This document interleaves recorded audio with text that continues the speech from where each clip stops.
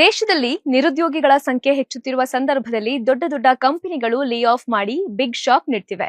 ಆದರೆ ಇಂಥ ಸಂದರ್ಭದಲ್ಲಿ ಯುವ ಜನತೆಗೆ ಉದ್ಯೋಗದ ಬಾಗಿಲು ತೆರೆಯಲು ಧಾರವಾಡ ಜಿಲ್ಲಾಡಳಿತ ಸಜ್ಜಾಗಿದೆ. ಜಿಲ್ಲಾಡಳಿತ, ಜಿಲ್ಲಾ ಪಂಚಾಯತ್ ಹಾಗೂ ಜಿಲ್ಲಾ ಕೌಶಲ್ಯ ಮಿಷನ್ ಇವರ ಸಂಯುಕ್ತ ಆಶ್ರಯದಲ್ಲಿ ಫೆಬ್ರವರಿ 22ರಂದು ಧಾರವಾಡ ನಗರದ ಕೆಸಿಡಿ ಕಾಲೇಜು ಆವರಣದಲ್ಲಿ ಬೃಹತ್ ಜಿಲ್ಲಾ ಮಟ್ಟದ ಉದ್ಯೋಗ ಮೇಳವನ್ನ ಆಯೋಜಿಸಲಾಗಿದೆ. ಈ ಮೇಳದಲ್ಲಿ ಟಾಟಾ ಮೋಟಾರ್ಸ್, ಏಸಸ್ ನಂತಹ 90ಕ್ಕೂ ಹೆಚ್ಚು ಪ್ರತಿಷ್ಠಿತ ಕಂಪನಿಗಳ 5,000ಕ್ಕೂ ಹೆಚ್ಚು ವಿವಿಧ ಹುದ್ದೆಗಳಿಗೆ ನೇರ ನೇಮಕಾತಿ ನಡೆಯಲಿದ್ದು, ಅರ್ಹ ಅಭ್ಯರ್ಥಿಗಳಿಗೆ ಇದು ಉತ್ತಮ ಅವಕಾಶವಾಗಲಿದೆ. ಎಸ್ಎಸ್ಎಲ್ಸಿ, ಪಿಯುಸಿಯಿಂದ ಹಿಡಿದು ಎಂಬಿಎ ಪದವೀಧರರವರೆಗೂ ಈ ಮೇಳದಲ್ಲಿ ಭಾಗವಹಿಸಬಹುದಾಗಿದೆ.